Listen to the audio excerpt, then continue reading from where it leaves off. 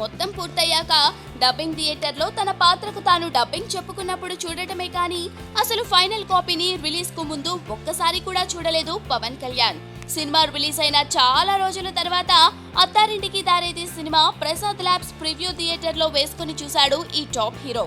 ఇదే విషయంపై ఇప్పుడు పవన్ ఒక లెసన్ నేర్చుకోవాలి అంటున్నారు సినిమా లవర్స్.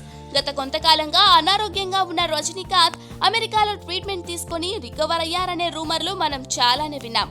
దానికి తగ్గట్లే రజనీ కూడా నెల రోజులుగా కనిపించకుండా ఇప్పుడు ట్విట్టర్ లో కూతురు పెట్టిన ఫోటోల ద్వారా మెరిశారు. ఇకపోతే కబాలీ సినిమా ఈ శుక్రవారమే రిలీజ్ కాబట్టి అమెరికాలో గత రాత్రి ఆయన సినిమాను ప్రివ్యూ వేసుకుని చూశారట.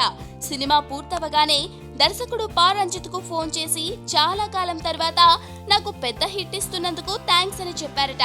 అంతేకాకుండా ముద్దులు కూడా ఇచ్చారని ఆ దర్శకుడు చెప్పాడులే. ఒకవేళ సినిమా ఎక్కడన్నా స్లోగా అనిపిస్తే ఆ సీన్లు కత్తిరిద్దామని ఆయన ముందే చూసుకున్నారట. మరి పవన్ కూడా ఇలా తన సినిమాలను రిలీజ్ కు ముందు చూసుకుంటే వాటిలో ఏమన్నా చిన్నపాటి కరెక్షన్లు చేయడం, అక్కర్లేని స్లో సీన్లను కత్తిరించుకోవడం వంటివి చేసుకునే ఛాన్స్ ఉంటుంది. ఆ విషయం రజనీ దగ్గర నుండి పవన్ నేర్చుకోవాల్సిందే.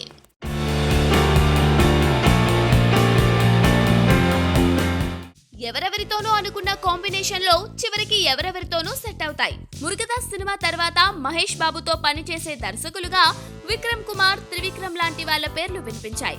మరోవైపు కొరటాల శివ జనతా గ్యారేజ్ తర్వాత చేసే సినిమాల హీరోలంటూ రామ్ చరణ్ తో పాటు మరికొందరి గురించి చర్చ నడిచింది.